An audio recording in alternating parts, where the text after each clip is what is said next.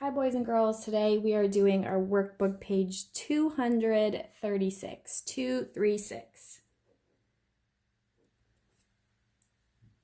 If you guys would like to turn to that page, you can pause this and get there.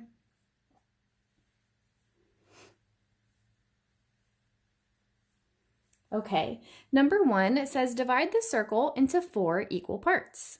Use words to name one part. So remember, we're partitioning the circle and then we're going to find a fraction name for it. So a way to divide a circle into 4 equal parts is to put one line down the middle and one line across.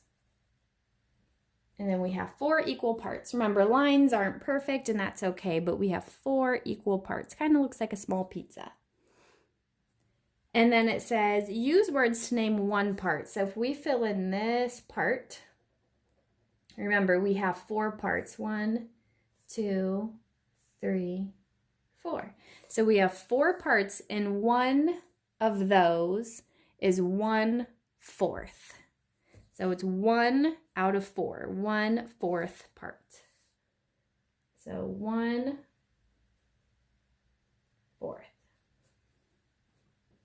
I hope you guys can see that. Okay, so then if we would circle or color in the whole circle, it would be 1 whole. It would be the whole circle.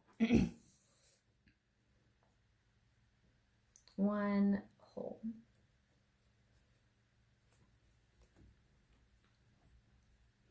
Oh, number 2 is my favorite. I love bar graphs. So it's a graph that uses bars to show the data, so it is a bar graph. The title of this graph says favorite water animals in Miss Lee's class. So then it has number of children right here and the animals that they like. So it says how many children in all like whales or manatees best. So I see the words in all, and I know that that makes me have to add. So the ones I have to add are whales and manatees. So if we look at our bar graph, whales, 7 kids like whales.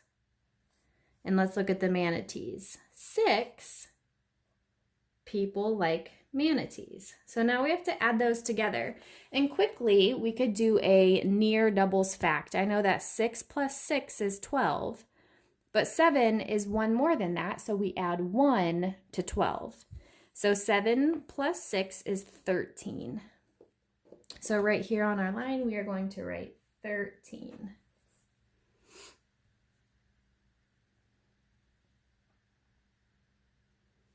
Okay, and number 3, it says, what is the value of digit 6 in each number? So remember, our place value, I'll write it up here. We have our 1s, then we have our 10s, and our 100s. So 1s place, 10s place, 100s place. So if we look over here, the 6 is in which place? It's in the 1s place. So this 6 represents a 6, 26. And then the 6 in this number, so if we look up here, we have the 1s, 10s, and the 100s. So the 6 in this number represents 600.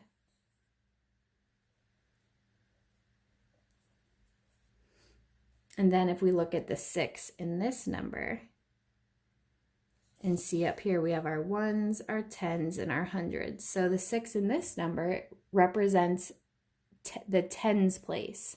So if we have a 6 in the 10s place, that would be like having 6 longs, which would be 60.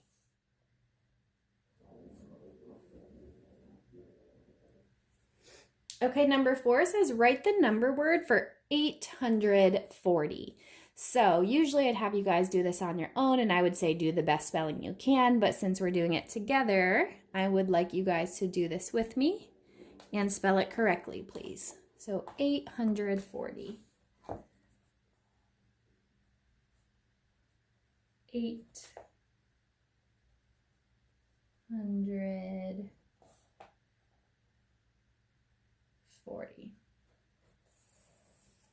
840. So if you need to pause to catch up, you can do that.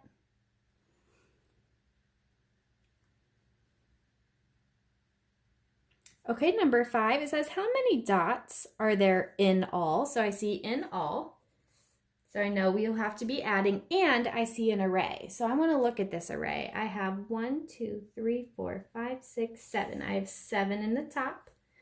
And remember, what I have on the top, I should have in all the other lines. So there would be 7 right here. And we know that 7 plus 7 would equal 14. So that's the number model they want for the array. 7 plus 7 equals 14. So we did 7 plus 7. We could have made it a longer number model and did 2 plus 2 plus 2 plus 2 plus 2 plus 2 plus 2. So we could have done that, but 7 plus 7 is the easier way to write that. Okay, number 6, our last one, it says Rosita and 3 friends equally shared an orange. How much did each child get? So here's the orange, and there's only 3 of them. So Rosita got this slice, another friend got this slice, and another friend got this slice. So how much did each child get? So this 1 out of 4 is 1/4. This, Rosita's friend got 1/4. And her other friend got 1 piece out of the 4, so 1/4. So how much does each child get? Each child gets 1/4.